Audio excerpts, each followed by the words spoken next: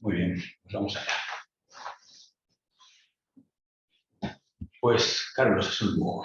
Es un lujo, es un lujo tener hoy aquí a Carlos Castán. Un placer personal mío, además. Un lujo para la Escuela de Imaginadores. Y es que Carlos Castán ha sido, yo creo que uno de los cuentistas que ha marcado un poco el cuento en nuestro país, en el sentido de que en el momento en el que aparece su primer libro, en el momento que aparecen los libros de algunos compañeros de su generación, el relato corto como género está sufriendo cierto revés, iba a decir, cierta crisis, porque el imperio de la novela se estaba, de alguna manera, haciendo con todo, ¿no? Carlos Castán llegó con un primer libro de relatos, que es el que sobre todo hoy vamos a comentar aquí, aunque habrá, me imagino, preguntas de todo tipo, Frío de Vivir, y ya llegó con yo creo que una ambición literaria que fue lo que hizo que de repente el cuento se volviera más exigente. Creo que nos ha marcado a muchos de los que hemos seguido detrás. Ya antes había cuentistas como Bernardo Fraile, como Ignacio Ardecoa, como Javier Tomeo. Están los cuentos estos, los microrelatos maravillosos de Ana María Matute de los niños tontos. Bueno, podemos seguir, ¿no? Pero es verdad que estábamos viviendo un momento en los 90 donde yo creo que la imperancia de la novela hacía, y de repente la aparición del mercado, ¿no? que se lo comía todo, pues hacía que el gran público no conociera el cuento, y yo creo que vosotros fuisteis los que mantuvisteis viva la llama, esa exigencia y todo lo demás. Además, Carlos Castán es un escritor para mí de raza que por un lado, es muy versátil, porque consigues tener relatos muy distintos que tocan muchos palos, que tocan muchos temas, que abordan géneros diversos, y al mismo tiempo es un escritor reconocible, es un escritor que tú lees un relato de Carlos Castán y sabes que es suyo, porque también hay unas trazas por debajo que le dan mucha personalidad, ¿no? Y yo creo que eso no lo tiene todo el mundo, ¿no? Que por un lado tenga una voz propia y un imaginario propio, y luego al mismo tiempo sea tan diverso y tan versátil, es algo insólito, que tenemos que reclamar.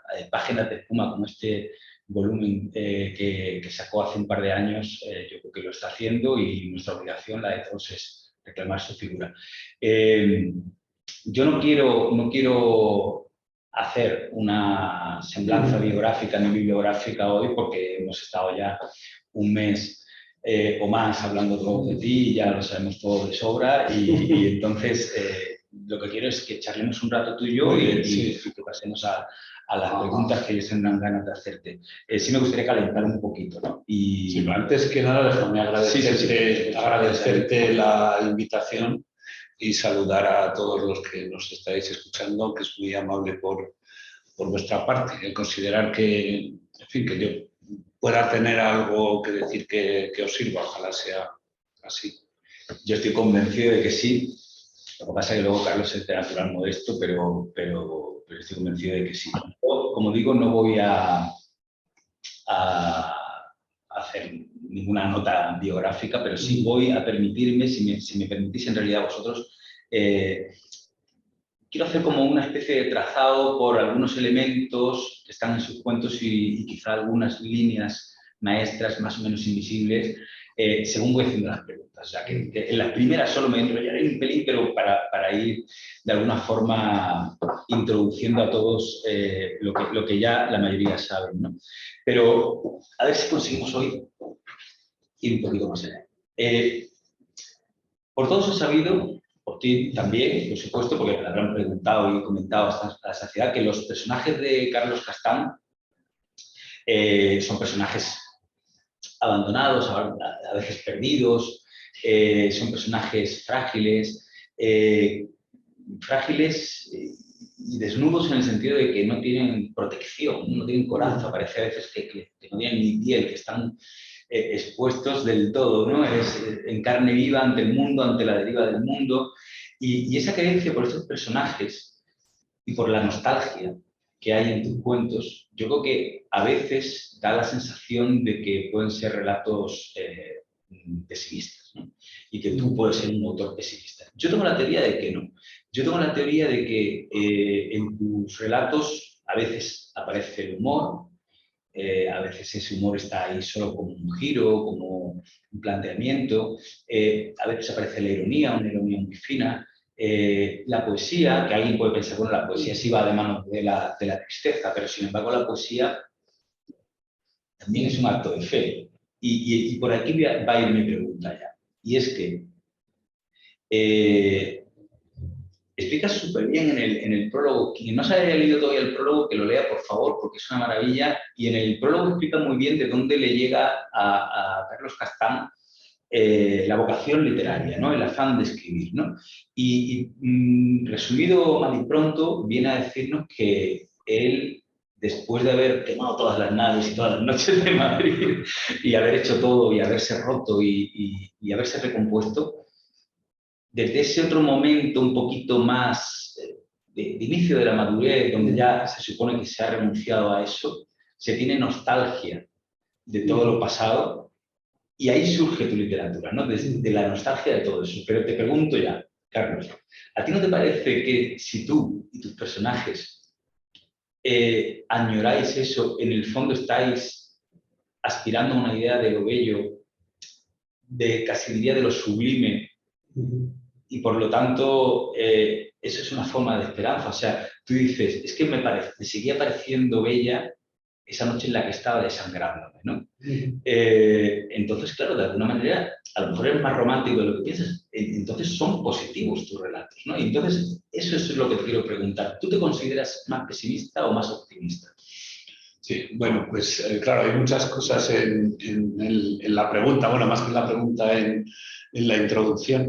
Yo no me considero realmente pesimista. O sea, bueno, sí que es verdad, a ver, esto había que matizarlo bastante también, ¿no? ¿Qué entendemos por cada cosa, ¿no?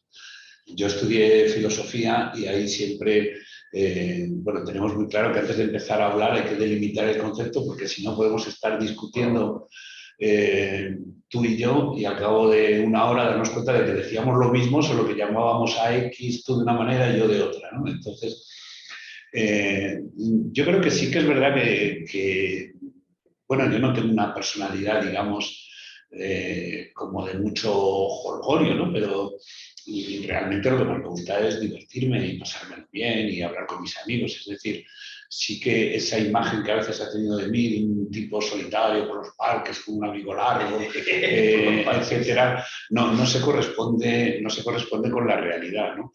Sí que es verdad también que mi formación es, digamos, mucho también a través de los autores existencialistas, tuvieron una gran influencia en mi juventud, ¿no?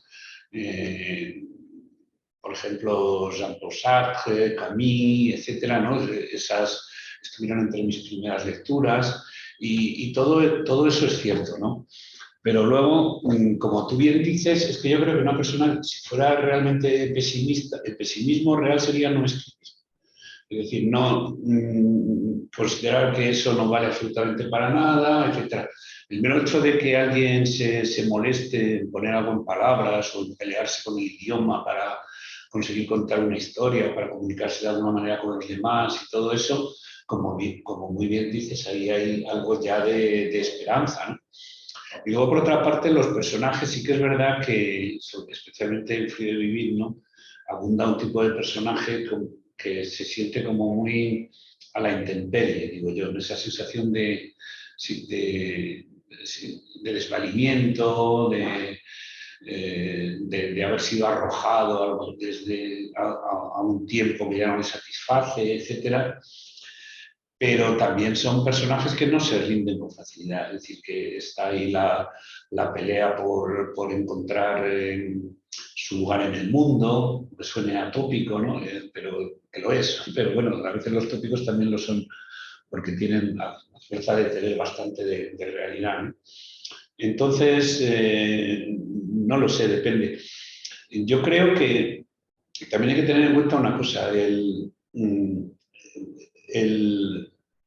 Una cosa es el diagnóstico que hacemos de la realidad, del mundo, de la vida, etcétera. Y en ese sentido sí que puede ser un diagnóstico no muy positivo el que subyace en mis escritos, pero eso no es lo que determina el pesimismo y el optimismo, ¿no? Sino a partir de ese diagnóstico, que tiene que ser sobre todo lúcido, lo más veraz posible, pues luego ya el pesimista será el que dice que no se puede hacer nada y que no hay remedio, que no se puede solucionar, y el optimista, digamos, es el que se debate por mejorar aquello, por encontrar una huida, una solución, un cambio, lo que sea, ¿no? Y yo creo que estaría más cerca de la segunda posición que de la primera. Es decir, no lo sé, un diagnóstico positivo de la realidad, si no es lúcido, si es impostado, etcétera, yo lo veo infinitamente peor que un diagnóstico, digamos, lúcido, ¿no? De que esta es la condición humana, esto es lo que nos sucede, esto es lo que podemos esperar y a partir de ahí, pues a ver qué se puede hacer para ser lo más felices posible.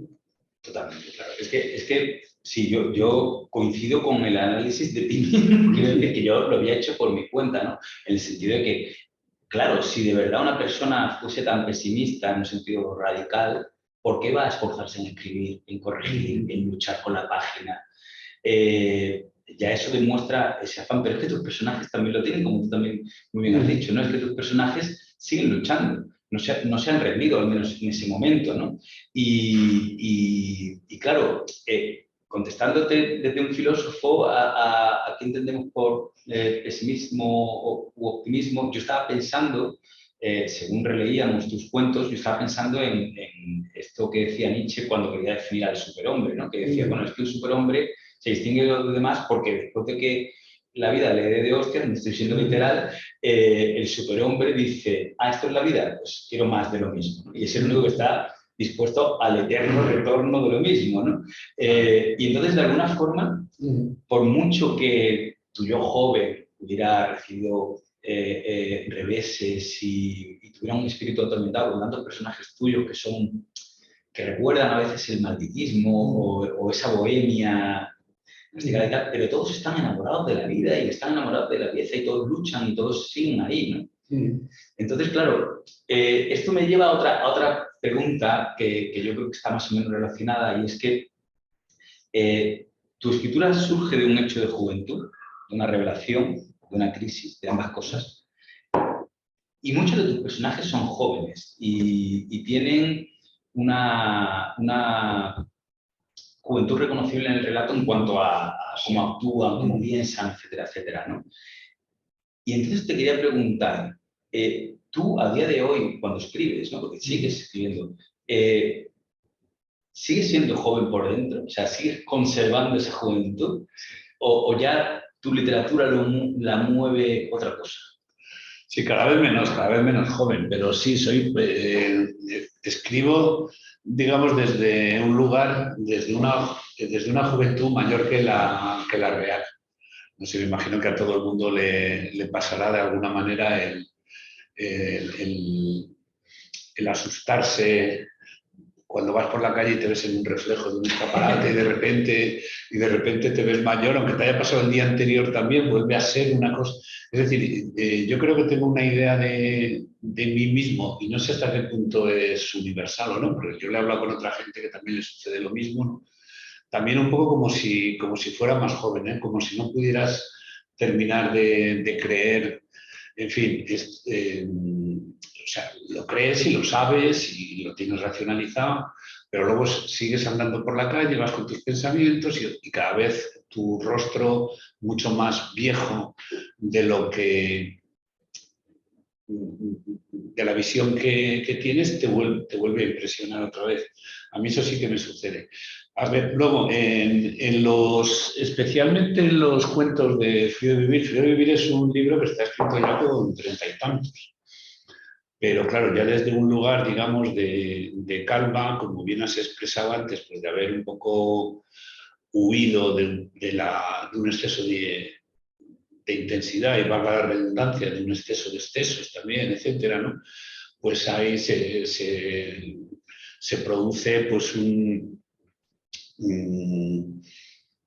la necesidad de mirar atrás, ¿no? De mirar atrás y de recuperar todo aquello que se hizo más o menos inconscientemente y muchos de los personajes pues remiten a esa época anterior, es decir, que aunque el libro está escrito por una persona de 30 y tantos años, las historias que a mí me habían quedado pendientes de contar, lo que yo quería decir, los paisajes urbanos que tenía en mi cabeza y los personajes y demás, pues eran más jóvenes.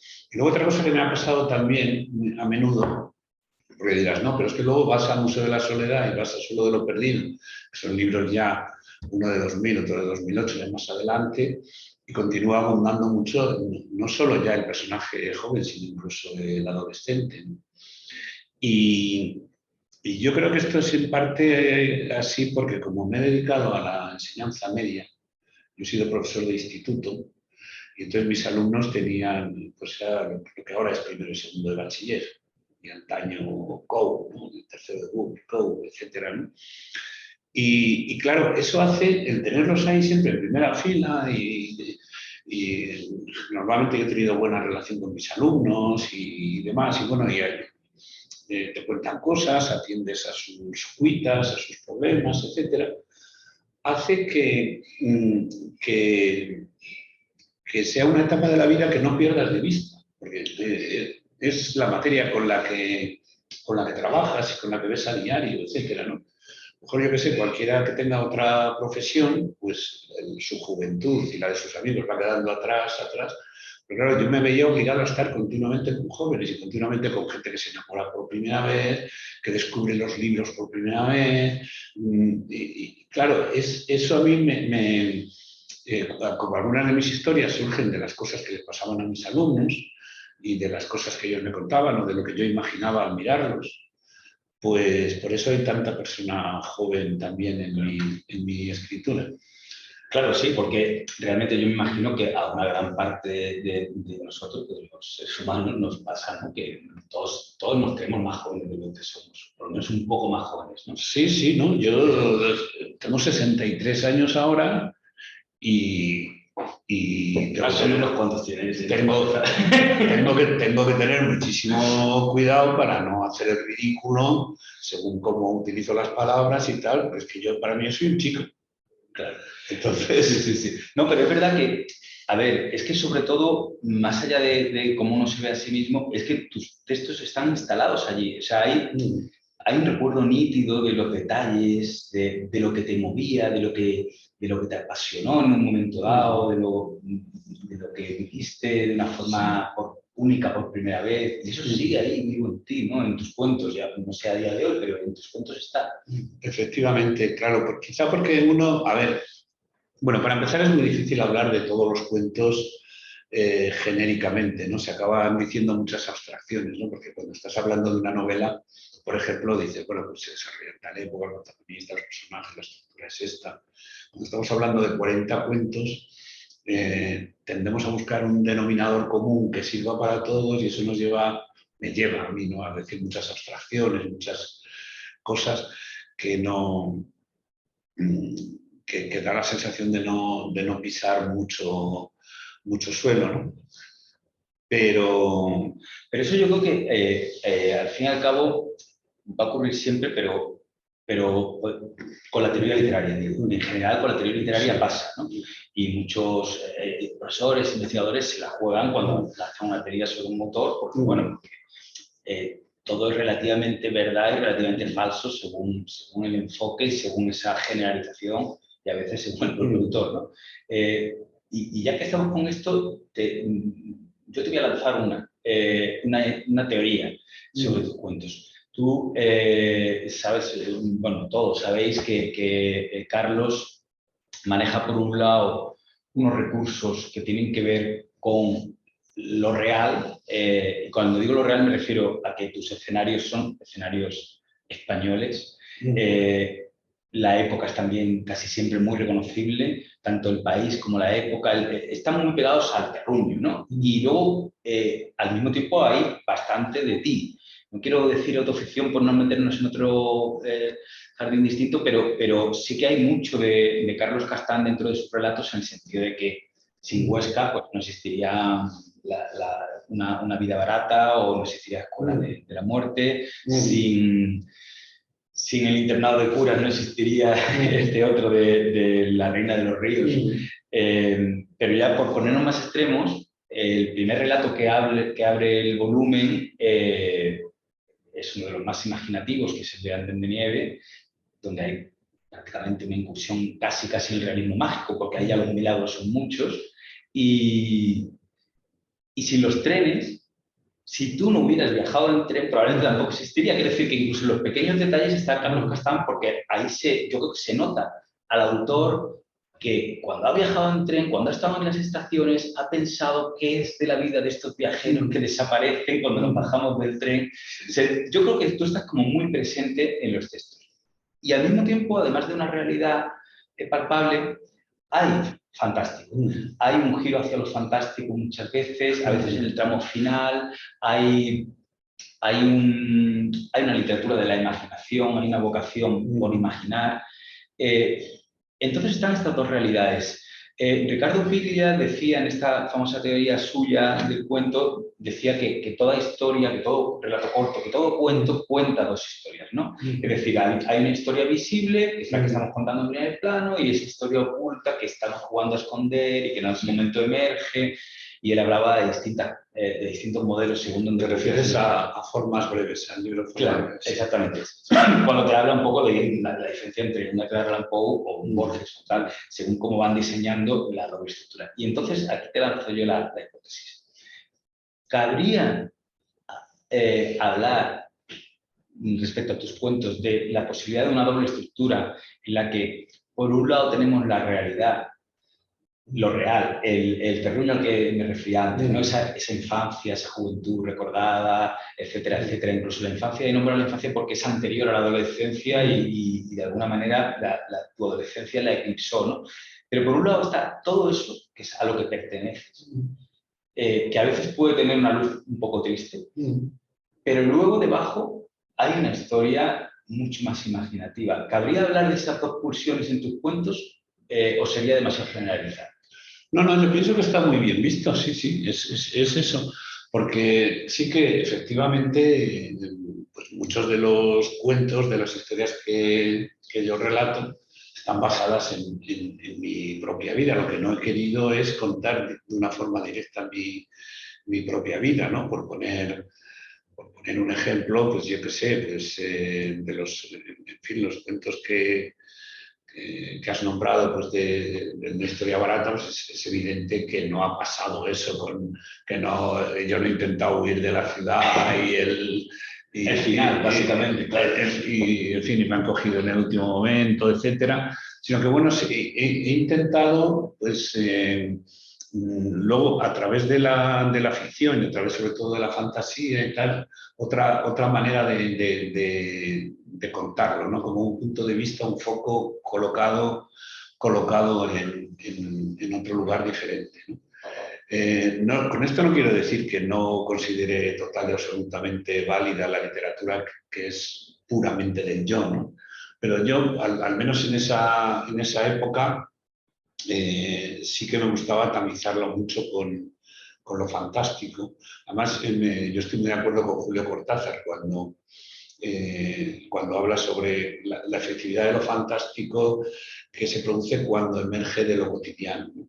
Es decir, un relato que fuera fantástico desde el principio, desde la primera página, y una lógica totalmente trastocada y demás, pues no tiene, digamos, la misma efectividad que un mundo cotidiano, reconocible, donde de repente, cuando menos se lo espera, emerge un elemento que es fantástico y que sobrecoge o de repente descoloca, ¿no?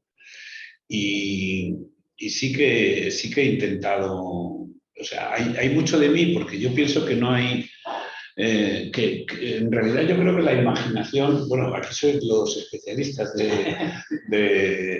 en fin, de los imaginadores. Yo la verdad es que tampoco soy una persona de gran imaginación, es decir, de una imaginación así como muy pura, ¿no? Sino que todo tiene como un asidero en mi propia experiencia. No sé hasta qué punto esto es así en todos los casos, ¿no? Porque por muy delirante que sea lo que se te ocurra, siempre puede ser que el inicio esté en algo que has visto o que has experimentado de la manera que sea. Yo sí que suelo partir de lo que yo veo y de preguntas que me hago a partir de lo que veo. Y la contestación a estas preguntas es lo que empieza a ser el relato, su primera versión. Claro. Lo que pasa es que cabría preguntarse, no te quiero poner tampoco en un brete porque esta pregunta ya la tendrías que analizar ya casi a un nivel psicoanalítico, cabría preguntarse qué historia oculta cuál, porque en el prólogo comentabas lo de cuando erais chavales y tapabais el gotelé con telas hindúes y tal. Sí. Y ese que sería el velo de Maya, ¿no? Cuando dices, y luego a veces lo que gusta en el relato es tirar y descubrir que debajo seguía estando eso, la infancia negada, la tradición negada. Pero claro, ¿realmente es lo fantástico lo que oculta lo otro? ¿O lo otro oculta lo fantástico? Ahí habría que darle vueltas, ¿no? Para ver. Pero bueno, has nombrado a Cortázar y voy a intentar hacerte una un poco más sencilla. Y es que cuando tú empiezas a escribir, el boom está desembarcando prácticamente en España, o ha desembarcado ya, y casi es la primera incursión de una literatura imaginativa en una España de realismo, ¿no? Porque veníamos de lo que veníamos, ¿no? De una guerra, de una posguerra y una dictadura en la que había imperado mucho el realismo, había literatura fantástica, pero, sin embargo, no era lo conocido. Lo conocido era los cartones, lo conocido era todo lo que te hacían leer en el instituto y en el cole, que era realista. Y vosotros, de repente, recibís como este aire nuevo, ¿no? Y entre tus influencias, pues claro, yo creo que se nota más en el primer libro, está Cortázar, está Borges y otros, ¿no? Metti y otros.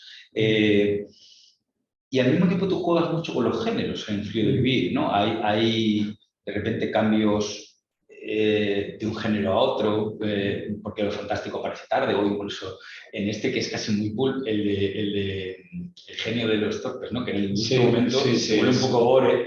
Entonces es como un intento de jugar con todo eso, ¿no? Y te quería preguntar hasta qué punto tú en esa época eras consciente de esto o no. Es decir, ¿tú querías jugar con los géneros y estabas tomando el relevo a Cortázar, por ejemplo, y querías llegar más lejos? Un poco lo que él hacía, pero viendo hasta dónde podía llegar, o no, o eso simplemente fluía. Ya. Sí, a ver, lo primero es que, bueno, el boom quizás llega a España un poquito antes, ¿no? Pero ya a finales de los 60 ya gana La ciudad de los perros, el premio Biblioteca Breve, quiero recordar, etc. Pero claro, yo tengo más o menos 16 años y además cuando empiezo a leer y cuando empiezo, digamos, a relacionarme con amigos con los que intercambiamos libros y tenemos las mismas inquietudes y nos pasamos poemitas y relatitos y ahí es donde yo voy descubriendo a toda esta gente, ¿no? Especialmente a Julio Cortázar, a Ernesto Sábato, a Jorge Luis Borges, luego a Onetti, que lo has citado tú, Julio Ramón Ribeiro, etc. Y yo no sabría cómo explicarlo, porque claro, yo era demasiado joven, tampoco podía decir, no, es que estábamos hartos de leer a Delibes. A ver, de Delibes habíamos leído dos, mucho, ¿no? O de Torrente Ballester, o lo que sea, pero que era un poco lo que había aquí, pero que no nos... Sí, a las generaciones anteriores sí le había afectado. Sí, a mí no, digamos que era un tipo de literatura que luego la he apreciado y la valoro mucho, ¿no? Pues yo qué sé, pues El tiempo de silencio de Luis Fernández Santos me parece una maravilla, etcétera, ¿no?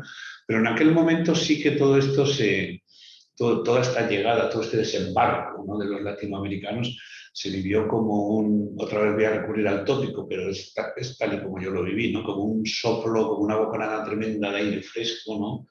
De espontaneidad, de juego, el de jugar con el lenguaje, de posibilidades. De repente tú leías Rayuela en aquella época y notabas como que estaban ahí hablando si no de ti, de personajes que te interesaban mucho, de las cosas que te preocupaban, del amor, de las ciudades, y sí que es algo que a mí y a muchos, digamos que nos atrapó por completo, digamos que nos ganó para la literatura, yo creo.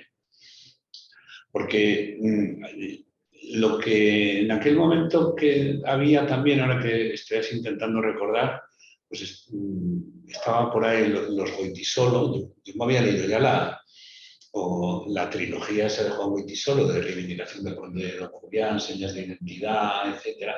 Y me parecían muy buenos libros, pero porque me lo tenían que parecer. En el fondo era como costoso, ¿no?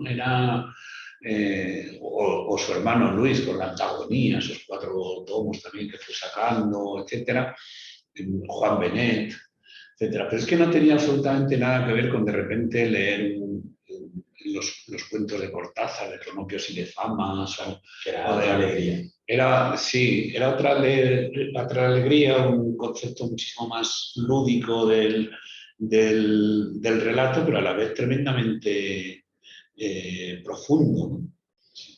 Y es que incluso ahora, según estabas hablando, estaba acordándome de algo que no es exactamente un cuento y no es no son los que yo tenía en mente cuando te releíamos, pero me estaba acordando del Perseguidor de Cortázar. Sí. Y es que, claro, hay mucho parecido en vuestras personalidades, no digo ya en la literatura, sino en cómo sus personajes, los del Perseguidor, veían la realidad y cómo la ven los tuyos, ¿no? O sea, que hay una sincronía, yo creo que muy interesante. No me quiero comer mucho más espacio, tengo un montón de preguntas más que hacerle. Solo voy a hacer una más para daros paso a vosotros, porque la verdad es que pensaba hablar menos de lo que estoy hablando. Pero sí hay una que le quería preguntar. Yo creo que tú has sido escritor desde mucho antes de publicar, incluso de empezar a escribir. Tú ya eres un escritor interior, es decir, que eras alguien que ya veía las realidades de la literatura y que mentalmente ya estaba haciendo sus pinitos antes de empezar, ¿no? O sea que has sido escritor siempre. Pero al mismo tiempo, esto nos lo habremos preguntado mucho, a ti te lo habrán preguntado mucho, pero yo me lo sigo preguntando. Al mismo tiempo, tú has sido un escritor intermitente. Y te quería preguntar por esa intermitencia en el sentido de, por un lado, qué la ha provocado, qué crees tú que la ha provocado, y por otro lado, qué ha hecho, o sea, qué la ha provocado es qué ha hecho que durante unos años no escribas o no publiques. Y por otra parte, si tú cuando no escribes, cuando no estás escribiendo, eres de nuevo un escritor interior, un escritor de puertas para adentro, cuando no estás publicando, vamos a decir, ¿no? Cuando no se hacen públicos tus textos, ¿eres un escritor de puertas para adentro? ¿O es que tienes fases de ser un escritor desencantado, una persona que reniega de la literatura? ¿Dónde te ubicas tú? Sí, bueno, la pregunta es muy interesante la pregunta que me haces y aunque no voy a tener una respuesta tan clara como te gustaría y sobre todo como me gustaría a mí. Para empezar, lo de escritor intermitente ya empieza por ser bastante generoso, ¿no? Porque también podrías haber dicho perfectamente, y no te faltaría razón, pues un escritor pago o un escritor, no, lo estoy diciendo yo, un escritor falto de oficio, ¿no? Entendiendo como oficio, pues no sé, yo tengo muchos amigos y muchos colegas y yo no les quito la razón cuando lo dicen, ¿no? Pero el verdadero escritor pues escribe a diario, ¿no? Y se levanta por la mañana con esa idea, etc. Yo en ese sentido no soy un escritor, ¿no? He tenido épocas, pero además muy largas, de no publicar absolutamente nada. Escribir siempre he escrito, pero de una manera... sí que hay ahí como una especie en algunos momentos de descreimiento, ¿no? Pero no tanto de la literatura en sí, es decir, no es una enmienda a la totalidad, es decir, no la novela ha muerto, la poesía ha muerto, el relato ha muerto, no, sino yo mismo, ¿no? Son cosas conmigo mismo, con mis limitaciones, con mi capacidad de concentración, con mis estados anímicos. Entonces, bueno, a mí de todo esto me parece interesante, pero se lo cuento en el prólogo, digamos, la primera vez que paso de ser, como tú has definido, un escritor interior a escribir, a ponerme a escribir, ¿no? Que es un paso, digamos que es el momento que más cuesta, ¿no?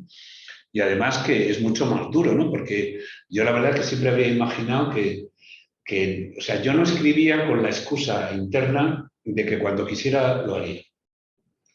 Y cuando por fin digo, ahora, y me pongo a ello, me doy cuenta de que no sé, de que no es tan fácil, de que no es como en las películas que va creciendo la pila de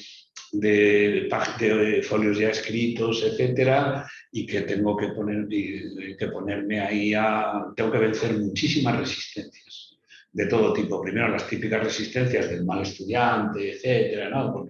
Pero luego ya una vez puesto, pues el saber de alguna manera tener la sospecha de que la escritura me va a poner en contacto con regiones interiores de mí mismo demasiado oscuras o que me va a provocar cierto dolor, y sin darme cuenta para estar siempre en la otra esquina de la habitación, o haberme incluso o en la puerta del frigorífico, o haberme bajado a la calle sin tener recuerdo de haberlo hecho. O sea, ese tipo de resistencias que tenía que vencer. Pero por otro lado, yo creo que el ser escritor es como una especie de condena, que no es tan fácil decir, bueno, ya está. Aquí lo dejo, ha tenido su sentido, ya no voy a escribir más, etcétera. Yo no creo que eso pueda pasar. Es como una adicción, o mejor dicho, como una maldición casi, si se quiere, es más misterioso. Es decir, una vez que tú ya estás acostumbrado a mirar desde los ojos de un escritor o a leer el mundo de esa manera, etcétera, por mucho que tú decías, pues mira, no voy a escribir nunca más, puede ser que nunca escribas más, o sea, que no intentes estructurar algo serio de una manera seria y no publiques nunca más, pero tú vas por la calle y tienes un monólogo interior que está más cercano a la literatura que a pensar. Es decir, que no es tan fácil huir. Y te puedes sentir mal por escribir. Cuando escribes te sientes mal por el esfuerzo que de alguna manera implica. Y cuando no escribes te sientes mal por no escribir. O sea, te sientes mal. Sí. Siempre. Lo que pasa es que, claro, yo creo que el cuento en sí, como género promiscuo, ¿no? Porque tú te dedicas a escribir un relato durante unas semanas, unos meses, y luego paras, te tienta mucho a la hora de dejarlo, porque acabas el cuento y ya estás libre otra vez, ¿no? Claro, el novelista de 600 páginas, bueno, pues ya coge una rutina, le da tiempo a coger rutina, pero el novelista está todo el tiempo soltándolo. Bueno, ahora están más de moda, vamos a decir, libros de cuentos con mucha unidad interna, ¿no? Es decir, de todos los cuentos ahí muy relacionados y demás.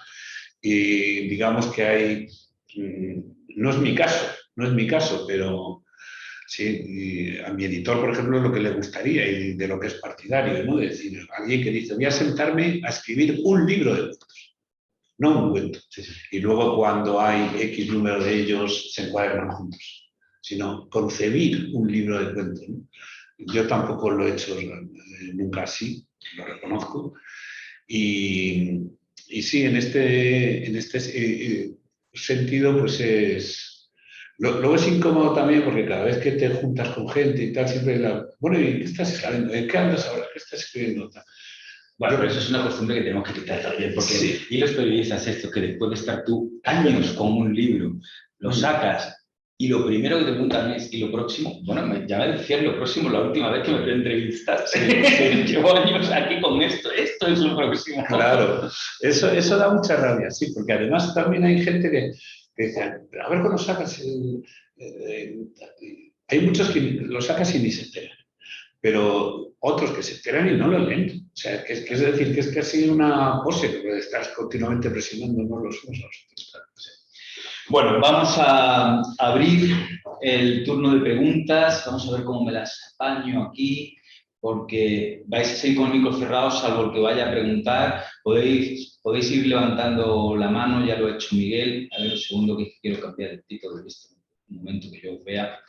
Espero que se haya oído bien. Y ya vemos un par de manos levantadas. Entonces, vais levantando la mano, Eduardo, la mano virtual, que si no, no lo veo, para que se vaya colocando arriba el iconito ese bueno, que ya deberíais saber dónde está, pero no sé yo ahora explicarlo, lo expliqué en el correo.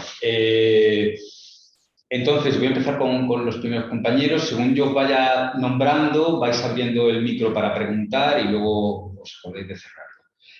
Por lo tanto, Miguel Garrido, cuéntanos, ¿cuál es tu pregunta? Hola Carlos, muchas gracias por estar esta tarde aquí con nosotros. Muy interesante la charla. Me ha gustado mucho el libro, la verdad, me ha parecido muy interesante. Yo te quería preguntar, no sé si va un poco al hilo de lo que había dicho Juan Jacinto al principio sobre el pesimismo o el optimismo. Yo creo que realmente no. Más bien sobre en qué línea te sitúas tú respecto al siguiente espectro que yo creo que he detectado en tus cuentos, ¿no? Yo creo que eres un escritor por lo que te he leído, de fricciones o digamos o limítrofe o de límites, ¿no? De fronteras. ¿Y por qué lo digo? Porque por un lado sí que he detectado, que ya lo ha suscitado un poco Juan Jacinto al principio, que en la mayoría de tus personajes hay un anhelo, digamos, hay un anhelo. Son personajes idealistas de alguna manera. Se ve también porque está el amor como un tema central en muchos de ellos, entendido de muchas maneras, ¿no? Hay una vida soñada, se entiende, no sé, lo mejor como, siempre están anhelando lo mejor, entendido como más cantidad o como un mayor adorno de la vida, esa vida de película americana un poco. La ciudad también frente a lo rural o lo humano entendido como el impulso civilizatorio casi frente a lo animal, entendido como una vida en la que no hay alternativas, ¿no? Pero por otro lado, a la par que tienes ese anhelo, también he detectado que hay una parte más mundana entendida no como esa vida material sin alternativas, sino también pues como que, por ejemplo, en el relato de La forma de mi deseo, creo que es, dice, vale, yo hubiera querido esa vida de película, etcétera, etcétera, pero yo estaba ahí, en el jolgorio, yo estaba lanzando escupitajos, yo participaba de todo, y bueno, también son las elecciones que hace el propio protagonista, ¿no? Del relato. Luego tienes otros, por ejemplo, creo que es el de la amarga memoria, sí, la amarga memoria, que casi para mí está en un punto intermedio porque es un poco casi nihilista, ¿no? Es como ya acepta el horror de vivir, dice incluso. Entonces yo te quería preguntar dónde te sitúas más bien como escritor, si en esa espiritualidad idealista, anhelo, o más, sobre todo con el paso de los años, o más en lo mundano, material y lo que hay. Sí, muchas gracias. Pues mira, no sabría decirte de una manera muy clara dónde me sitúo, si en un sitio o en otro, ¿no? Quizá una síntesis de ambas cosas. Es decir, a mí me interesan mucho también los estados mentales de los personajes, ¿no? Creo que escribir, una de las cosas más interesantes de escribir es que en parte consiste en inventarse mentes. Y tú fíjate, lo poco que conocemos ya de nuestra propia mente, como bien nos explicó Freud, como para inventarnos una diferente con sus recuerdos, con sus anhelos, con sus traumas, con sus proyectos, etcétera, ¿no? Y luego la parte mundana, digamos que cada vez me interesa más. En esos relatos de juventud sí había no sé cómo decir, hay una aspiración romántica por... No, yo lo definiría eso como en los personajes como una sed de intensidad. Una sed de intensidad que yo la verdad es que me cuesta muchísimo trabajo leerme a mí mismo, ¿no? Es algo que me produce... Por eso el libro tiene algunas erratas y son culpa mía, porque le dije al editor que lo había corregido y no lo había corregido. Y quitando dos o tres, que esto que ibas a sitios y te hacían leer un fragmento, yo elegía siempre el mismo, pero no porque me gustara mucho, sino para no tener que leer los demás. Sin embargo, hoy como venía aquí, digo, no, voy a echar un vistazo a los cuentos porque en algún club de lectura me había pasado que me habían preguntado por el final de un cuento y había quedado fatal. Dije, oye, recuérdame cómo terminaba, porque no me acuerdo. En fin, que los tenía como demasiado olvidados. Y entonces sí que esta mañana me he dedicado un buen rato a a releer El frío de vivir, no todos los cuentos, que ya digo, me ponen un poco nervioso, pero y entonces ha habido algunos que los he leído en diagonal, pero más de la mitad los he leído bien y los he leído despacio. Entonces tengo ahí una sensación muy, muy ambivalente y tremendamente contradictoria, que va entre el sonrojo. Hay cosas que evidentemente han pasado 25 años después y evidentemente yo no habría solucionado de esa manera, o yo no habría utilizado ese adjetivo, o esa frase de repente me chirría de una manera, como digo, poco menos que sonrojante. Y por el contrario, he visto también aciertos, aunque esté mal que yo lo diga. Es decir, he visto párrafos con los que sí que, andando el tiempo, me considero más conforme. Pero una de las cosas que veo muy predominantes, muy predominante en todos los relatos del libro en general es cierta falta de contención. Cierta falta de contención en el lenguaje, en las emociones, y que responde mucho, según mi recuerdo, a aquel momento vital en el que los cuentos fueron escritos, pero que quizá habría tenido que domar un poco más. En los relatos posteriores, y yo creo que se note ya, espero que se note ya desde el siguiente libro, que era Museo de la Soledad, aunque han pasado 3 años escasos entre un libro y otro, sí que tengo ese intento, ¿no? De que no sea ya, digamos, de que no tenga tanto protagonismo el arrebato, ¿no? Y estén un poco más posados, pero no sé hasta qué punto logro conseguir ese efecto, ¿no? Y últimamente en lo que ando escribiendo, porque siempre ando escribiendo, aunque sea un desastre, ¿no? Pero tengo, digamos, ahora mismo yo no sé si adelantaría más tirando todo lo que tengo.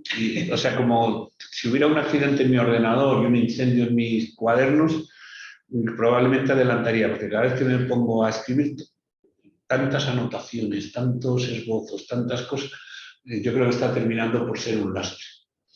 Pero en fin, no sé si te respondo, Miguel, porque... Sí, vamos, me parece una respuesta fantástica porque además también yo personalmente como en lo que yo escribo pues intento también, vengo de una, digamos, de una tradición entre comillas, Juan Jacinto siempre me daba con el látigo, más Lovecraftiana o más dada al adjetivo y al torrente de pensamiento, etcétera, y me he ido hacia lo carveriano. Entonces me gusta ver que en lo mundano pues también te vas reconociendo un poco más y que quizás a la hora de poner el cepo es mejor tirar por ahí que por lo otro. Así que muchas gracias por la respuesta. Sí, bueno, yo carveriano no lo soy mucho, a pesar de que es un... como autor, cuidado, como lector sí soy carveriano. Sí que he disfrutado muchísimo sus cuentos y me gusta mucho, pero desde luego no lo había leído cuando escribí Frío de Vivir, ni muchísimo menos, y tiene poco que ver estilísticamente, ¿no? Y más que Carver todavía me gusta Tobias Wolff, por si alguien no lo ha leído. Tiene un libro de relatos que se llama Cazadores en la nieve, que yo lo recomiendo de principio a fin, me parece maravilloso. También suele ser adscrito a esta generación de lo que se da a llamar el realismo sucio y demás. Y también me gusta mucho su novela Vida de este chico, me parece maravilloso. Pero en fin. León, baja el mano, no, abre el micro y lanza tu pregunta. Hola, nada, muchas gracias Carlos por estar aquí con nosotros, la verdad es que es un honor y quería decirte que, bueno, que felicidades, enhorabuena, no solo por los relatos que me parecen los que he leído fantásticos, pero también por eso, lo que comentaba Juan Jacinto de tu humildad, pero también yo quiero resaltar lo que yo veo de tu honestidad, ¿no? Con las respuestas que tienes o cómo estás respondiendo, y creo que eso se nota en los textos también, esa honestidad. Y quería preguntarte desde esa honestidad y también desde tu punto de vista de escritor, pero también de profesor, ¿cuál es tu opinión de, digamos, el mundo que estamos viviendo, que es tan inmediato, ¿no? De estos, pues eso, vídeos cortos, textos cortos, no, eso es muy largo, no tengo tiempo, tal. ¿Qué opinión tienes sobre eso y cómo crees que sobrevive la literatura a esa realidad que estamos viviendo ahora mismo? Bueno, yo he intentado ser de estas personas que hacen por adaptarse, ¿no? Porque tengo amigos incluso más jóvenes que yo que ya no tienen un smartphone o que ya, en fin, si yo a cualquiera de mis hermanos le digo Instagram, ya no sabe ni de lo que le estoy hablando. Yo he intentado seguir un poco ahí en la medida de lo que he podido, pero no puedo decir que sea un mundo que me guste, que me apasione, que lo vea lleno de oportunidades, que seguramente lo estará, ¿no? Yo tengo como red social el Facebook, que parece que todos los viejos pervivimos allí de alguna manera todavía y resistimos sin saber muy bien por qué. Pero bueno, lo considero útil porque primero me entero de muchas cosas de las que pasan. Es un poco como un patio de vecinos, ¿no? Y he conocido también personas que de otra forma no las hubiera conocido, que me parece que son importantes en mi vida, etcétera. Pero en general lo que me permite ver eso es, y ahora es cuando voy un poco a lo que entiendo que es tu pregunta, yo veo ahora muchos escritores con muchísima prisa por publicar, con todo el mundo de la autoedición, del Amazon, etcétera, que son cosas que no existían cuando yo empecé con todas estas historias y que me provocan cierta inquietud. Pero no sabría decirte bien por qué, ¿no? Bueno, si me permites, es que yo creo que muchos de ellos ni siquiera son lectores y ya quieren publicar. Es que también esa ansiedad no lleva a ningún sitio bueno, ¿no? Es decir, y también yendo a donde iba León, se prescinde un poco de la cultura del esfuerzo, ¿no? Y de la formación y tal. Y de repente te ves a alguien que no ha leído a nada, que acaba de escribir y te manda por Facebook un PDF y dice, léete el PDF y ni te saluda. ¿No? Sí, Entonces, claro, ¿qué tiene que ver eso con lo que se ha hecho siempre? ¿No? Claro, es que eso es clave. Es decir, lo normal para mí, a ver, tampoco quiero hablar ni de generaciones ni de nada, porque las generalizaciones son siempre tan injustas y tan mentiras, pero no sé, yo entiendo que lo normal, cuando una persona está apasionada por algo, muy interesada por algo, lo que quiere hacer es conocer a toda costa, ¿no? Yo, por ejemplo, yo sé, me acuerdo que de jovencillo, pues a mí me gustaba mucho el cine y el teatro y yo no paraba, o sea, yo veía un montón de películas a la semana, todas las que podía, pues según el dinero que tenía, ¿no? Que podía conseguir, pero no era hacer una película yo sin haber visto ninguna, ¿no? Y con los libros pasa un poco lo mismo, ¿no? Estoy totalmente de acuerdo. La gente da un poco la sensación que tuviera la filosofía de, bueno, y a mí qué narices me importa lo que me cuente este señor, si yo también sé hablar castellano, sé escribir y voy a contar lo mío, ¿no? En fin, no sé, me parece como un error. Y luego también has dicho de algo sobre la prisa, el ir todo tan deprisa, que los formatos sean tan pequeños, etcétera. Yo sinceramente no soy ningún especialista en esto, ni en psicología ni nada, pero creo que es realmente dañino, ¿no? Que el verdadero placer está, y cuando volvemos a ello después de una etapa de estrés o a sentir el placer de sentarnos con una novela, con el móvil en silencio y a 2 metros y sumergirnos en esa novela otra vez y estamos, aunque sea 1 hora y media, 2 horas leyendo, eso, el bienestar es instantáneo, se nota y de alguna manera entendemos que es que no tendríamos que haber salido de allí. O sea, yo padezco bastante ansiedad ya de por sí. Y entonces yo soy de esas personas, soy una cosa un poco enfermiza, que yo no puedo tener una notificación en el móvil. Si se me pone algo rojo, tengo que ver qué es, etc. Entonces, no hay manera.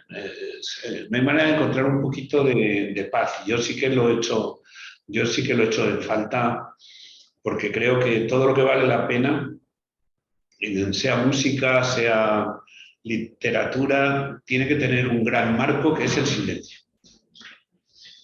y claro, detrás siempre hay trabajo y hay esfuerzo y eso se pierde un poco, ¿no? Hombre, por suerte, aquí en la escuela, por ejemplo, tenemos, he perdido nuestros participantes, por suerte en la escuela tenemos gente de todas las edades y viene mucha gente joven a formarse, lo cual indica que sigue habiendo gente que cree en voy a aprender a hacer las cosas bien. El problema es el ruido que hay hoy a través de las redes, a través de tantas formas de conexión que hace que ya no solo en lo nuestro o en cualquier otra disciplina, sino es que es una cultura de la opinión, toda opinión vale lo mismo, todo el mundo sabe de todo, Sí, sí, es desesperante.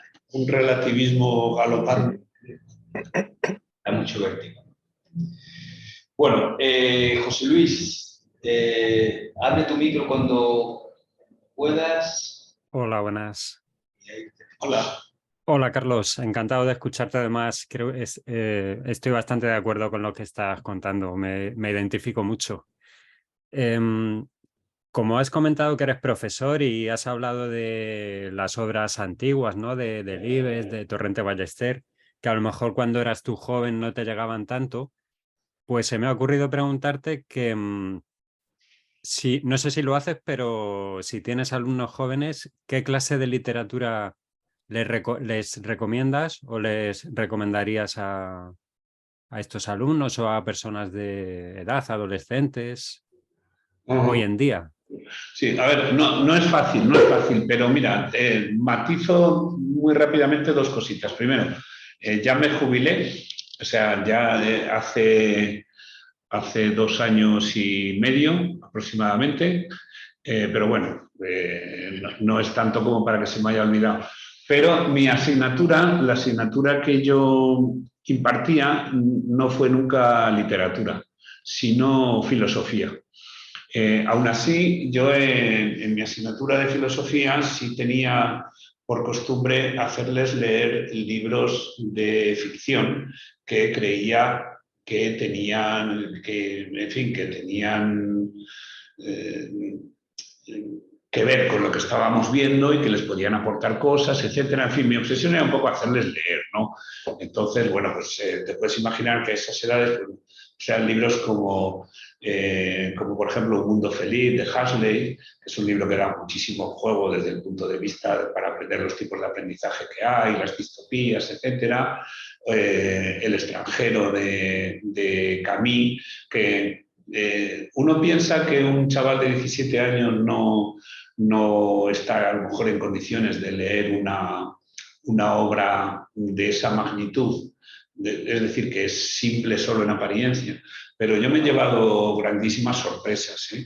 Me he llevado grandes sorpresas y incluso, yo qué sé, han leído libros de Voltaire, el Cándido. Les he hecho leer hasta de Primo Levi, Si esto es un hombre, etcétera. Pero quiero decir, al no ser literatura mi asignatura, pues tampoco te puedo decir. Pero bueno, esto, yo tenía un compañero que era el catedrático de literatura con quien tenía mucha amistad, que hacía una cosa que a mí me gustaba mucho. Él les obligaba a leer a lo largo de un curso, estamos hablando de un chico de 15, 16 años, 2.000 páginas a lo largo del curso. Y entonces él les hacía como una entrevista, les preguntaba cuáles eran sus series favoritas, sus aficiones, tal, y le daba un determinado libro en función de eso, de la biblioteca del instituto, que era muy grande. Y entonces ese chico tenía la obligación de leer 50 páginas. Si no le estaba gustando, pues iba, el profesor le apuntaba 50 y se lo cambiaba por otro. Y entonces, al final, todos... la cuestión es un poco encontrar qué libro es el que le va a gustar a cada chaval. Lo que pasa es que eso es difícil cuando hay tantos alumnos en las aulas, cuando no tienes tiempo realmente de conocerlos a todos, porque eso sería un poco lo ideal. A mí me daba mucha rabia una cosa que se lo decía a ellos siempre. Decía, es que si vosotros vais a ver una película Y en aquella época todavía iban al cine, todavía no era de cuando estoy hablando yo, todavía no era la época de las grandes plataformas y demás. Si vais a ver una película y resulta que os decepciona, os aburre, salís diciendo, esta película no me ha gustado, y el sábado siguiente vais a ver otra. Pero en cambio, si cogéis un libro de poesía, por ejemplo, no decís, este libro no me ha gustado, decís, la poesía no me gusta, y ya no os volvéis a acercar a un libro. Eso es totalmente injusto, ¿no? Entonces, yo el mensaje que quería transmitir es que era imposible que no les gustara leer, que la cuestión era encontrar qué libro, y en ese sentido intentaba ayudarles. Y a mí me han valido mucho los libros de este género que podemos llamar de iniciación. Antes he nombrado una novela de Tobias Wolff que se llama Vida de este chico, ¿no? Me refiero a eso, ¿no? Ese tipo de novelas que el protagonista tiene una edad parecida a la suya, que quizá comienza el primer capítulo siendo un niño, pero termina siendo un adulto, y por el camino ha conocido el amor, pero ha conocido también la traición, etc. Ese tipo de libros suelen funcionar muy bien esas edades. Puede ser Huckleberry Finn, puede ser La línea de sombra, puede ser La senda del perdedor de Bukowski, etc., ¿no? Pero a eso me refiero con libros así de formación. Sí. Bueno, al final ha dado una buena lista.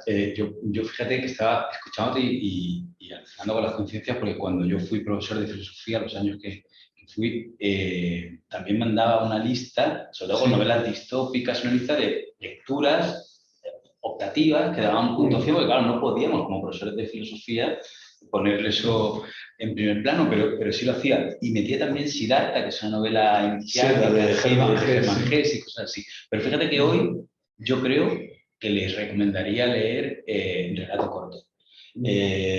Y creo que se engancharían. Y yo les recomendaría leer a Carlos Castán. Pero aparte también es increíble que no exista la escritura creativa dentro de las disciplinas regladas, ¿no? De las ramas de bachillerato, por ejemplo, y desde primaria, ¿no? Porque al final yo creo que es lo que de verdad haría que funcionara de otra manera. Analía, abre tu micro cuando puedas. Hola, buenas tardes. Te oímos muy bajito. Si te puedes pegar al micro. ¿Me oís mejor ahora? Muy bien. Sí, vale. Muy bien. Estaba un poco lejos. Bueno, qué difícil elegir algo para preguntarle a Carlos, porque le podríamos hacer 100 preguntas, ¿no? Pero bueno, a ver, decía Juan Jacinto que no nos perdiéramos, lo que decía al comienzo de la charla, el prólogo de la colección de cuentos completos, ¿no? De Un tiempo de tormentas. Y yo te quiero preguntar por algo que dices ahí, Carlos, que me parece toda una declaración de principio de tu literatura y de la literatura en buena medida. En ese texto acabas diciendo que es posible que la única aspiración razonable sea la de vivir una vida bien contada. Porque dice, somos relatos y en definitiva nada nos sucede si no lo podemos poner en palabras, si no encontramos las palabras para decirlo, ¿no? Entonces, sobre esta idea de contarse la vida como medio para darle sentido a lo vivido, es que yo te quiero hacer alguna pregunta. De contarse la vida, no necesariamente de forma literaria, que es lo que tú haces, pero también, ¿no? nos hacemos permanentemente una narración de nuestra vida, en lo extraliterario, hasta en los recuerdos que reproducimos en reuniones familiares, que a veces dos hermanos parece que han vivido la misma vida y sin embargo tienen recuerdos tan contrapuestos que parece que se hubieran criado en distintas familias, ¿no? Entonces, sobre esta idea de contarse bien la vida, ¿tú qué crees que es más necesario? ¿Un acto de lucidez grande, de coraje, de honestidad? ¿Qué es más necesario para poder hacer esa buena narración de la vida? Y por otro lado, ¿qué límites tiene? ¿Hasta dónde se puede llegar? el protagonista del cuento de la tía Aurora, cuando se enfrenta con el prodigio de que la ve en el autobús, ¿no? Dice inmediatamente que cuando hay algo realmente valioso en la vida de un ser humano, eso no lo puede contar. Eso no puede ser contado. Entonces, ¿cuál es ese núcleo de misterio que no llega, al que no llegan las palabras para contar?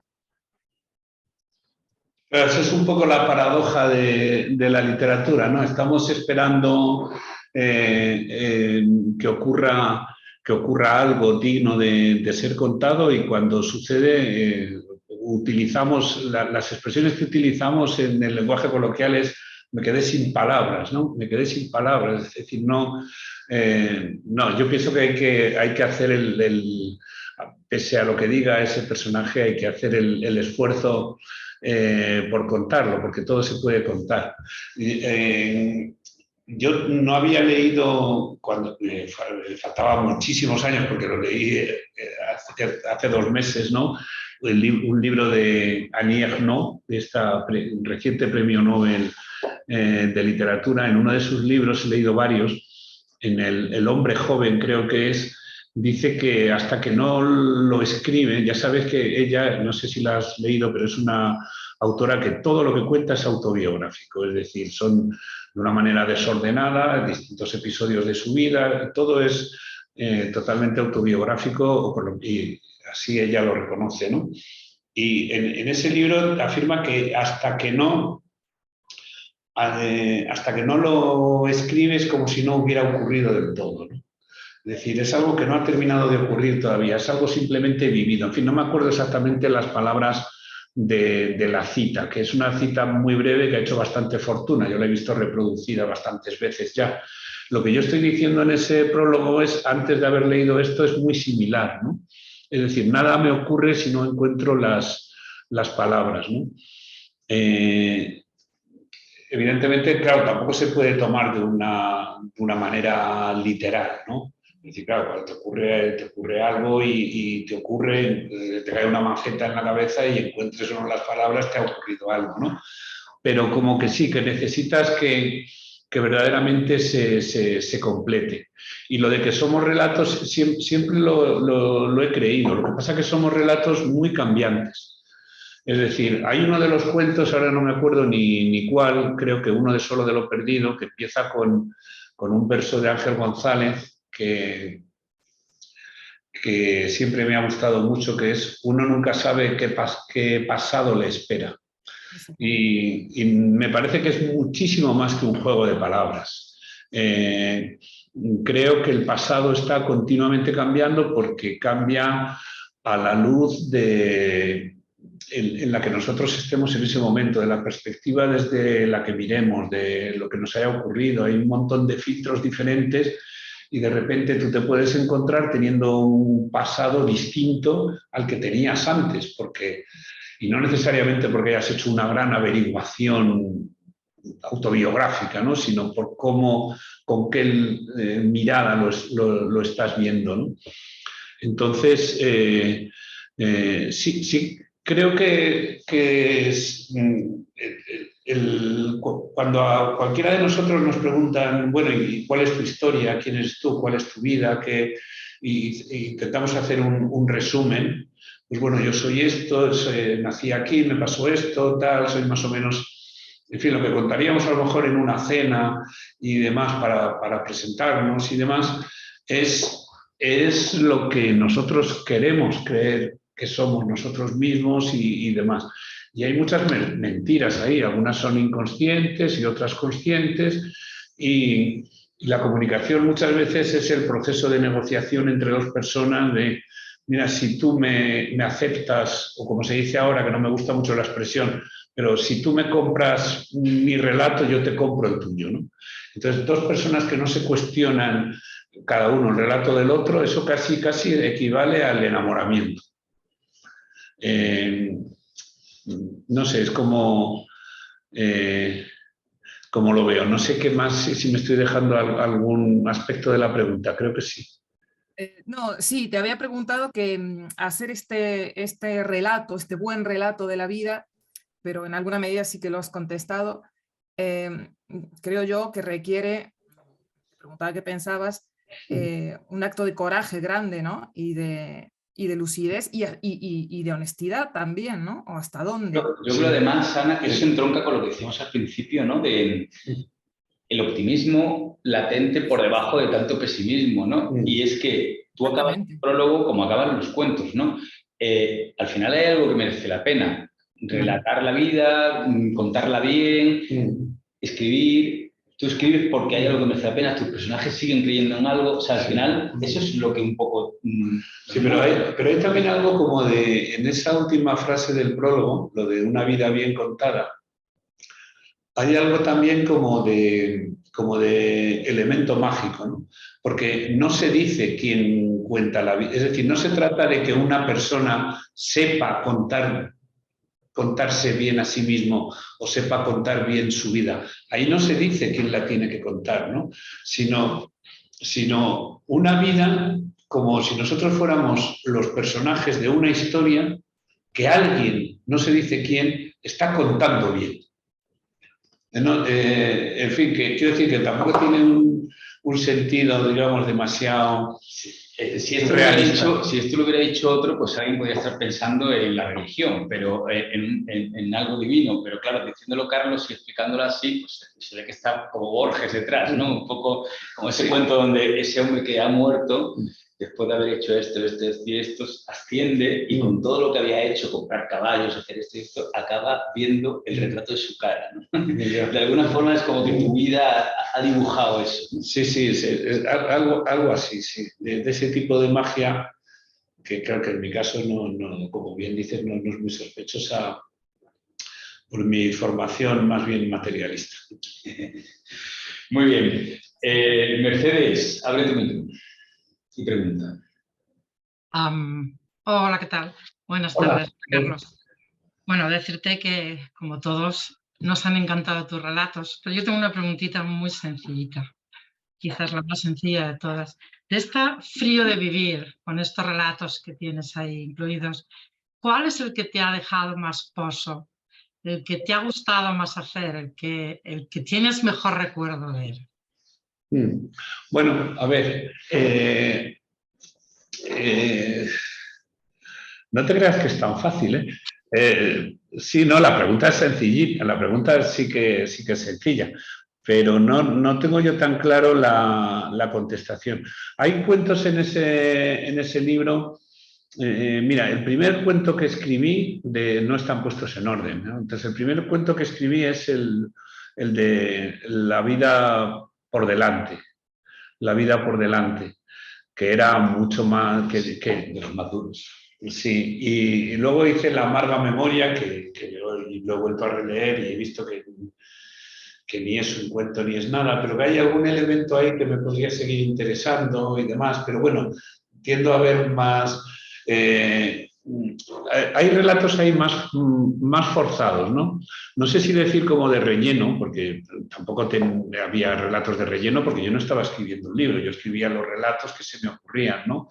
Es decir, yo luego tuve bastante suerte en lo que es el proceso de publicación y de darme a... Pero vamos, no hubo un intento por mi parte, ¿no?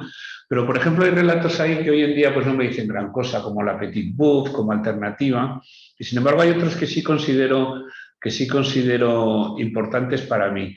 El de La reina de los ríos es uno de los que me gusta. Creo que lo escribí con gusto, lo escribí con facilidad, me iba gustando a mí mismo esa estructura como de pequeños fragmentos recortados de un diario y por consiguiente con todas esas elipsis. Y luego también tengo un cariño especial a un relato que es el que cierra el libro, que se llama El huérfano, que también está basado en uno de mis alumnos de aquella época. Tiene ya 25 años el libro, ¿no? Pero también recuerdo que es un relato que escribí con relativa facilidad y que de alguna forma... A ver, es que siempre hay una distancia cuando sobre todo en los autores que no somos, que no tenemos, digamos, demasiado oficio, ¿no? En el sentido de las cosas demasiado claras. En fin, nos habrán dicho 1000 veces lo de escritores con brújula, con mapa, etcétera. En fin, yo era totalmente con brújula como escribía, ¿no?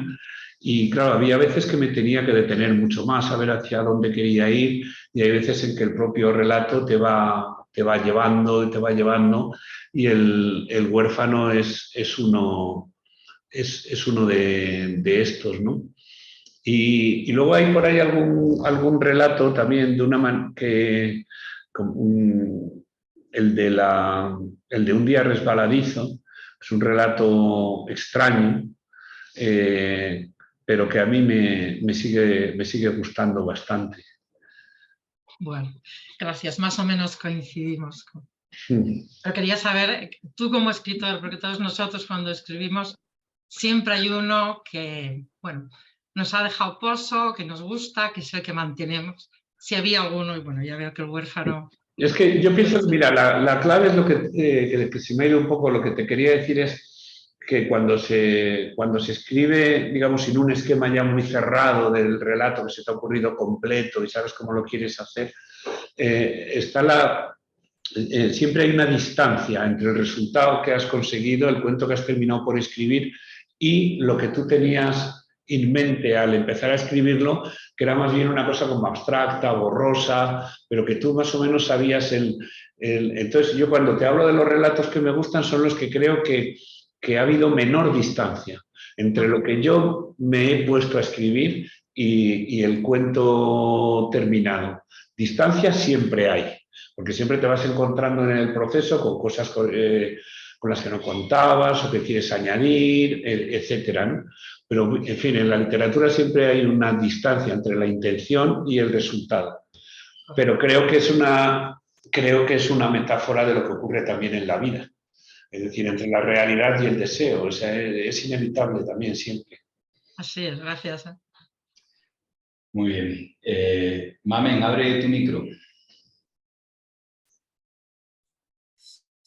Hola, buenas tardes a todos, sobre todo a Carlos. Y bueno, a ver, tus libros me parecen, para mí ha sido como un descubrimiento porque no te conocía y una remembranza, digamos, porque hay muchas cosas con las que me identifico porque he vivido esa época, digamos. Entonces, la vida cotidiana de algunas cosas que pones ahí, pues es la vida cotidiana que he vivido, digamos. Entonces, una época de infancia franquista, que luego, gracias a Dios, se murió el monstruo, y bueno, y un existencialismo un poco derrotista al principio, que luego conseguimos ir superando. Mucho cine, porque yo creo que fue un poco el abrirnos un poco la mente, ¿no?, a lo que dejamos atrás. Y bueno, vamos, me han encantado los cuentos. Y bueno, yo solo te quería preguntar una pequeña cosa, y es, cuando tú escribes, yo no sé, claro, porque tú llevas escribiendo mucho tiempo, ¿no?, pero la labor de escritura que tú haces, o sea, ¿para qué es? O sea, ¿tú escribes principalmente o cuando empezaste para ti? O sea, solo por el hecho de escribir, simplemente, o porque me imagino que al principio no te plantearías que alguien te leyera, y si eso significa una catarsis, pues un poco para pues sacar lo que tenemos dentro, desde tu punto de vista, y si luego, cuando ya empieza a leerte a alguien, no sé si te da miedo cómo pueden interpretar lo que has hecho. O que no te entiendan, no sé cómo decirte. Ya.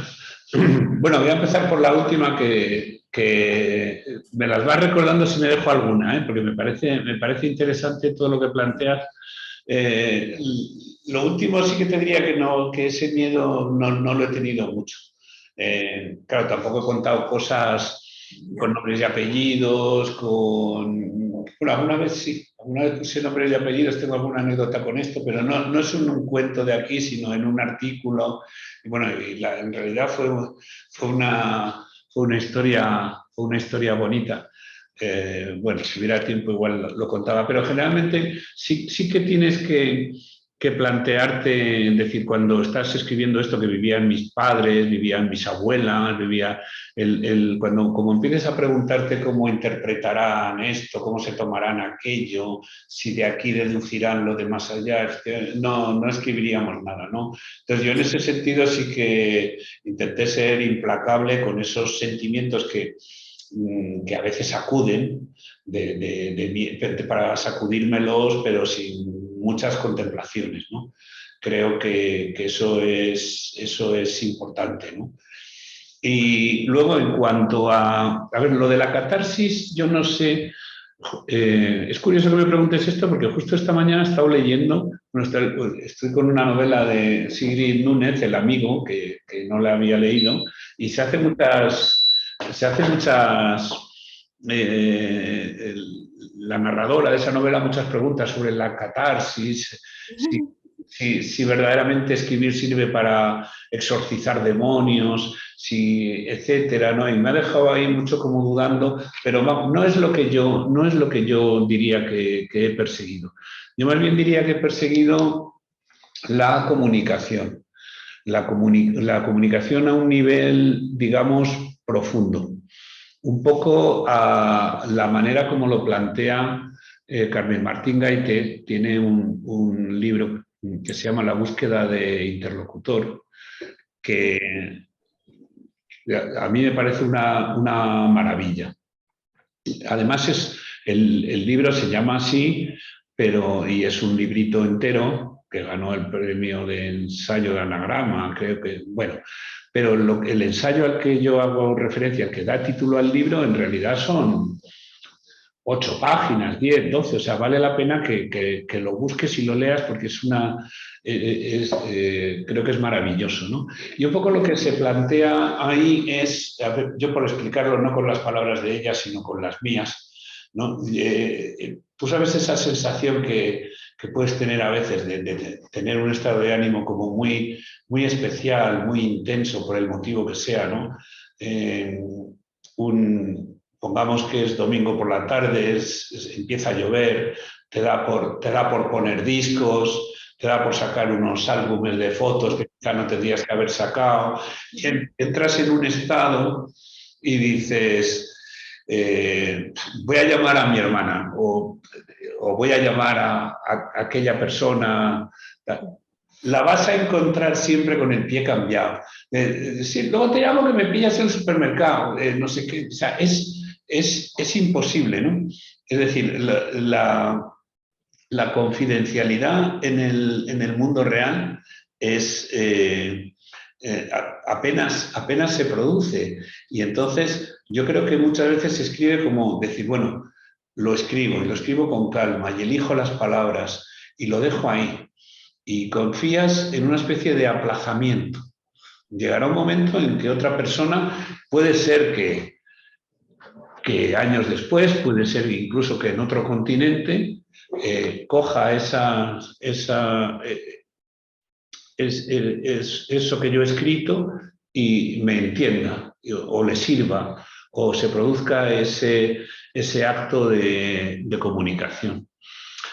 Curiosamente, hace un par de semanas, en estos programas de la 2 que ponen los sábados por la noche de Imprescindibles, pusieron el de Carmen Martín Gaite. Por supuesto lo vi, me parece que estaba bastante bien, y ahí le escuché en este sentido otra observación todavía más radical, ¿no? Ella lo tenía muy claro, ¿no? Y dice que vino a decir, yo creo que si tuviéramos un interlocutor de verdad válido y con el que pudiéramos hablar con los tempos narrativos, con las pausas, de una determinada manera, no de cualquier manera, si todo el mundo tuviera eso, no escribiríamos libros. Seguramente. Se escriben libros porque, claro, para eso. O sea, Pessoa dice, escribir es mi manera de estar solo. Pero claro, es la manera de estar solo de quien no quiere estar solo. Porque a fin de cuentas, escribir es un acto de comunicación. Todos hemos conocido gente que dice, no, yo escribo para mí. Yo siempre he desconfiado un poco de eso, ¿no? Quizá hay un lector prototípico, ideal, que todavía no ha aparecido y escribe para ese. Sí, o exactamente, en su cabeza está escribiendo para él. En cualquier caso, eso es lo que hace que el libro sea mágico y esté un poco por encima de otras tecnologías y otras cosas, porque el lector también está buscando eso. O sea, no solo es el autor, el lector también se enfrenta al libro porque quiere comunicarse con esa otra persona. Claro, luego viene el problema que tú decías antes, que luego, si han pasado 7 años, pues tú dices, ¿y cómo acababa el cuento? Eres tú el que no estás en comunicación, pero bueno, se ha producido, asincrónico. Muchas gracias, Mami. Yo creo que no hay más preguntas, así que, Carlos, si quieres acabar con la anécdota que decías que si había tiempo, pues acabamos con ella, esta anécdota del artículo con nombres. Sí, bueno, no, a mí me pidieron un texto una vez sobre la literatura. En realidad hay un librito mío que es de una edición ya totalmente desaparecida, que son artículos y textos variados que se llama Papeles Dispersos. Y allí pues hay de todo, ¿no? El título refleja bien el contenido, ¿no? Hay un artículo sobre George Orwell, que otro sobre Leonard Cohen, que otro sobre el cine. Y luego hay también pues poéticas y demás, ¿no? Y entonces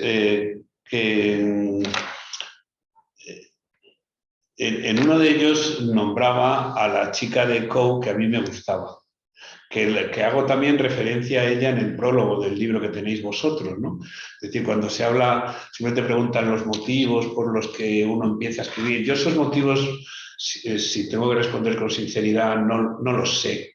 Pero como cada vez que te hacen la misma pregunta, tu mente se va a un mismo lugar, también por algo será. Y yo tengo el recuerdo ese de un poco como de despecho, lo explico en el prólogo, ¿no? De yo mirar a esa chica y esa chica estar siempre con un libro, ¿no? Y ese pensamiento de un día tendrás que mirarme porque yo seré el libro que tienes en las manos, etcétera, etcétera, ¿no? Bueno, entonces escribí un texto anterior que decía, como que pedía perdón por esos relatos, y en fin, eso que se me dice de pesimista y demás, bueno, pues yo jugaba un poco con eso y con el daño que hubiera podido hacer, o entristeciendo a las personas o bajándoles el ánimo, y pedía disculpas porque en realidad yo había querido escribir, o sea, ese castigo lo reservaba solo para Yolanda García Bravo. Y claro, yo decía el apellido de Yolanda García Bravo. Y entonces yo no... llegó, pues debió de llegar a sus oídos, porque yo en aquel momento vivía en Huesca, pero cuando presenté el Museo de la Soledad en Madrid, en aquella librería maravillosa que había solo de cuentos, Tres Rosas Amarillas y demás, pues apareció ella, con la que no había tenido nunca ningún contacto. Es decir, ella nunca me hizo ni caso, ella ni llegó a saber que yo tenía interés en ella, y yo creo que ni se acordaba de mí, ¿no? Pero el hecho de que tantísimos años después encontrarnos ahí en la calle Espíritu Santo, San Vicente Ferrer, ¿no? San Vicente Ferrer, pues la verdad que fue muy bonito, ¿no? Y retomar ese contacto, ¿no? Qué bueno, podría haber acabado peor, pero acabó bien, final feliz. No, sí, acabó bien. Sí, porque claro, la nombraste con nombres y apellidos y no suele ser tan común. Bueno, Carlos, pues muchísimas gracias. Ahí tienes a los que tienen la cámara conectada. A mí me gustaría, como hemos hecho alguna vez, que para finalizar abrierais los micros, que abrierais todos vuestros micros, no es retórico, y que terminemos esta generosa intervención, este maravilloso encuentro que hemos tenido hoy con Carlos, con un aplauso grande.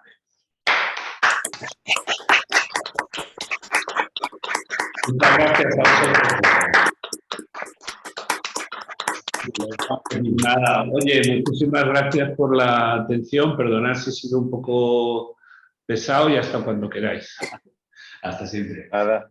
Un abrazo a todos. Por medio de Gracias. Jacinto ya... Gracias, Carlos. Muchas gracias. Gracias. Gracias. Gracias. Gracias. Gracias. Gracias. Gracias.